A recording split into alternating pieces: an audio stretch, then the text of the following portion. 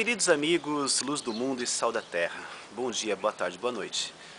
Eu sou Dario Bueno e também sou conhecido como Burro.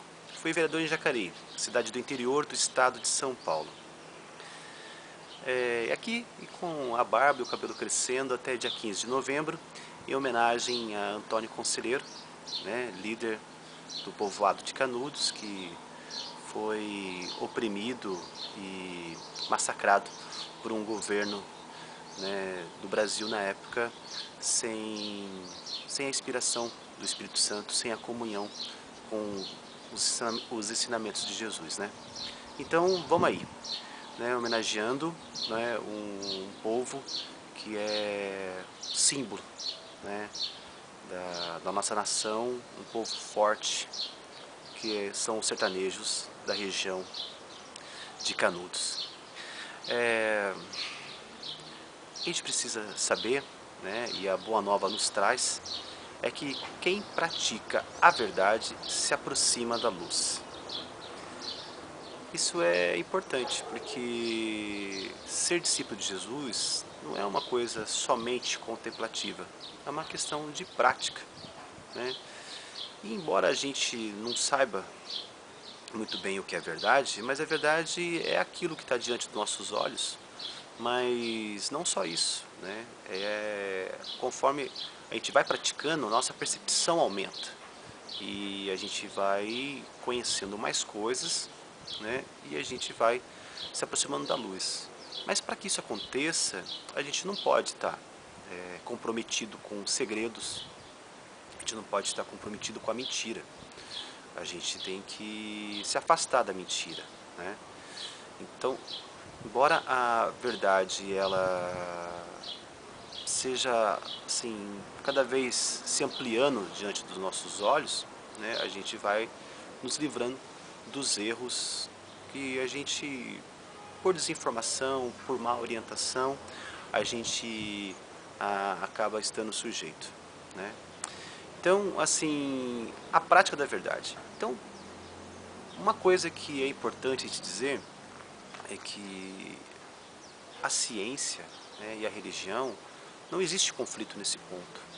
Eu não sei quanto às outras religiões, mas isso é falso com relação aos ensinamentos de Jesus, dizer que a ciência desmente os ensinamentos de Jesus.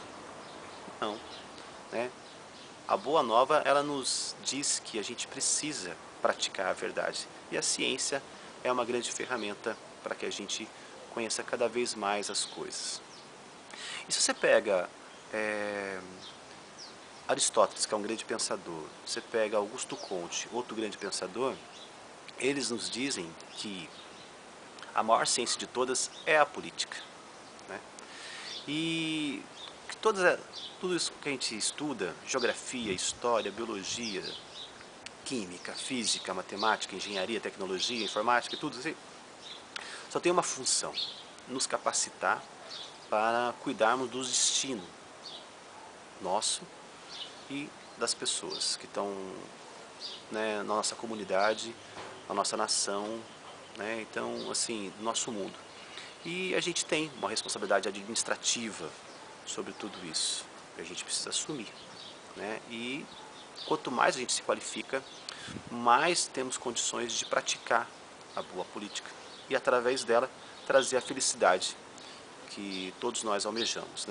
E isso é possível com grandes valores. E esses valores, o ensinamento de Jesus nos traz, com toda a sua graça. E nos inspirando a praticar a verdade. Só que existem interesses que são favorecidos com a destruição da verdade. Nós sabemos disso. E a política assim, é um momento especial para que a gente possa constatar essa grande verdade. Que as pessoas querem que tudo fique na ignorância e nas trevas, para que eles possam manipular as pessoas, para que eles possam manter o seu poder. Nós sabemos que esse poder nas trevas e na falsidade não passa de uma casa construída na areia. E nós discípulos de Jesus, temos que construir a nossa casa na rocha. E a maior rocha é a verdade e é a nossa fé. A gente vê aí o STF, né, com dificuldades de disciplinar nossos parlamentares, né? A gente vê o caso do mensalão, que já se arrasta durante muito tempo. Existe uma burocracia, existe uma legislação que permite que isso aconteça. Mas quem é que faz a legislação? Os próprios parlamentares, que estão sujeitos às punições, né, que o STF vem aplicar. Mas tem esse caso recente do deputado Donadon, que desviou verba, foi denunciado, foi julgado pelo STF, perdeu o mandato através do STF, mas aí os próprios parlamentares, né, os deputados, o protegeu, né, e depois o STF interferiu de novo com uma liminar pedindo a cassação dele. Então a gente não sabe quem tem autoridade e isso fragiliza a nossa confiança nas instituições, que é a pior coisa para a democracia, é a gente não ter essa confiança nas instituições, né?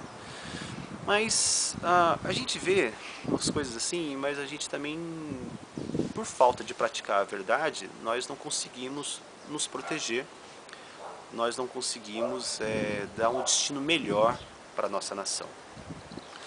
O ministro do STF, ele é escolhido pelo presidente da República, que é um executivo que a gente não confia, né?